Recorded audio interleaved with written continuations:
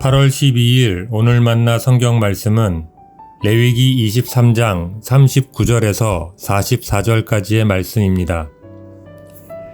너희가 토지 소산 거두기를 마치거든 일곱째 달 15날부터 이레 동안 여호와의 절기를 지키되 첫날에도 안식하고 여덟째 날에도 안식할 것이요.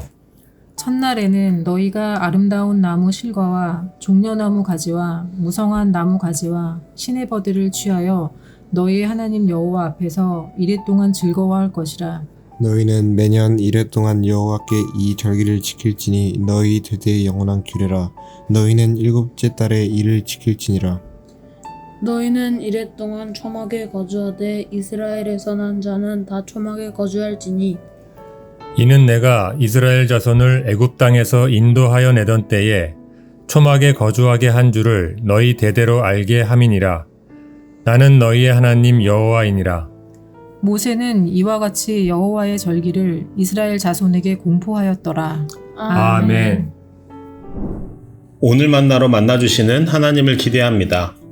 얼마 전 주일 말씀을 통해 이스라엘 민족이 안식일을 지킨 것이 아니라 안식일이 이스라엘 민족을 지킨 것이다 라는 이야기를 들었었는데요.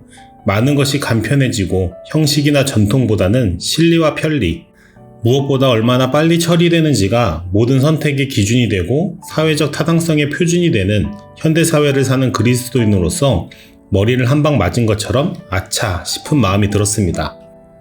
오늘 본문은 대속죄일과 초막절 절기에 관한 규례가 기록된 본문인데요. 오늘은 초막절 절기를 통해 발견할 수 있는 신앙의 유익과 하나님의 마음을 나누고자 합니다. 유대인들의 초막절은 우리나라의 추석에 견줄 수 있습니다. 더도 말고 덜도 말고 한가위만 같아라 라는 표현이 있듯이 유대인들에게 초막절은 감사, 기쁨, 기대가 충만한 절기입니다. 초막절의 시기는 올해 기준으로는 10월 9일 일요일 저녁부터 시작되는 7일간인데요. 이때는 포도, 올리브, 종려나무 등 여름 과실의 수확과 곡식 추수까지 마치는 때로 한 해의 농사를 마무리하는 시기라 할 수 있습니다. 6월절이 한 해 농사의 시작 즈음이라면 초막절은 한 해 농사를 마무리하며 결실을 거두고 저장한 후 감사와 여유로움 속에 맞이하는 절기입니다. 현실적으로는 1년 중 가장 마음이 편안하고 풍족한 때가 바로 초막절인 것이죠. 그런데 바로 이때에 유대인들은 초막절을 지키기 위해 일부러 온 가족이 좁고 불편한 초막을 짓고 그 가운데 들어가 생활합니다. 참으로 놀라운 하나님의 섭리가 아닐 수 없습니다.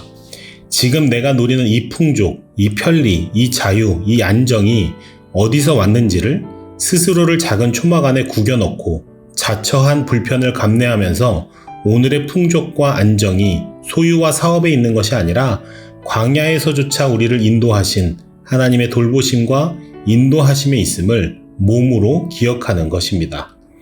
스스로를 작은 초막 안에 가두는 것, 그로 인해 온 가족이 모여 다시금 오늘의 풍요와 자유가 어디로부터 말미암았는지 온 가족이 함께 상기하고 이야기를 나누는 것, 삶의 편리와 소유와 사람의 인정이 아닌 하나님이 우리 삶의 주인이자 중심이라는 이 진리를 되새기고 고백하는 것, 그것이 바로 초막절이 주는 교훈입니다. 그러한 차원에서 모든 것이 간편해지고 손안의 스마트폰으로 많은 것들이 가능해진 세상에서 스스로 초막을 짓고 일부러 자기 몸을 웅크리고 삶의 편리를 절제하는 초막절이 현대의 그리스도인들에게 오히려 더 필요한 절기이지 않을까 되새겨 봅니다. 사도 바울이 고린도 후서 12장 7절에서 여러 계시를 받은 것이 지극히 크므로 너무 자만하지 않게 하시려고 내 육체의 가시 곧 사탄의 사자를 주셨으니 이는 나를 쳐서 너무 자만하지 않게 하려 하심이라 라고 고백한 것과 같이 때로는 스스로 몸으로 느끼고 실제적인 불편감을 경험하도록 자신의 삶과 일상을 제어하는 것만큼 내 삶의 주인이 내가 아닌 하나님이라는 신앙의 가장 기초적인 고백을 붙들게 해주는 장치도 없습니다. 절기가 주는 신앙의 리듬을 통해 끊임없이 욕망의 확장으로 채색된 우리의 삶에 제동을 거는 것입니다. 자유라는 허울 아래 경외함을 잃어버린 우리의 일상을 돌아보게 만드는 것이죠. 상품과 서비스의 소비를 통해 지속적인 전능감을 경험하는 우리는 초막절의 교훈과 같이 일부러 삶의 리듬을 하나님 중심으로 세우고 그것에 나를 웅크려 맞춰볼 필요가 있습니다. 그제야 비로소 우리가 피조된 존재이고 하나님의 종된 존재임을, 그 누구에게도 갑질을 할 만한 존재가 아님을, 나아가 그분의 보호와 공급하심 아래에 살아가는 존재라는 것을 진지하게 발견하고 고백할 수 있을 것입니다. 초막골의 교훈처럼 스스로의 유익과 편리를 불편하리만큼 제한하면서 하나님의 주인 되심을 상기하고 고백하는 하루를 살아보시길, 또 그러한 나만의 절기를 계획해 보시는 오늘이 되시길 바라겠습니다. 기도하겠습니다. 살아계신 하나님, 하나님 앞에서 바르게 살아가기에 온통 마음을 쏟는 오늘이 되게 하옵소서. 하나님의 뜻에 따라 삶의 습관과 말투와 감정 표현 방식과 소비의 기준이 다듬어지게 하옵소서. 그리고 당신의 기뻐하시는 뜻에 순종케 하옵소서. 스스로의 자유와 편리를 제한함으로 몸으로 하나님의 주되심을 고백하는 오늘 하루가 되게 하옵소서. 여전한 자비로 우리 삶을 돌보시는 우리 주 예수님의 이름으로 기도합니다. 아멘.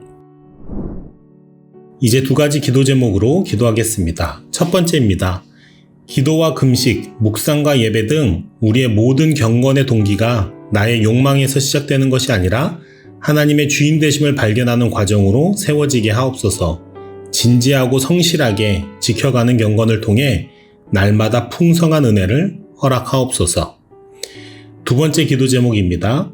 금요 예배, 주일 예배를 통해 하나님의 주인 되심이 온전히 드러나는 우리 교회 되게 하시고, 습관이나 의무감 혹은 부담감으로 참석하는 것이 아니라 하나님을 향한 건강한 갈망으로 나아가는 우리 되게 하옵소서.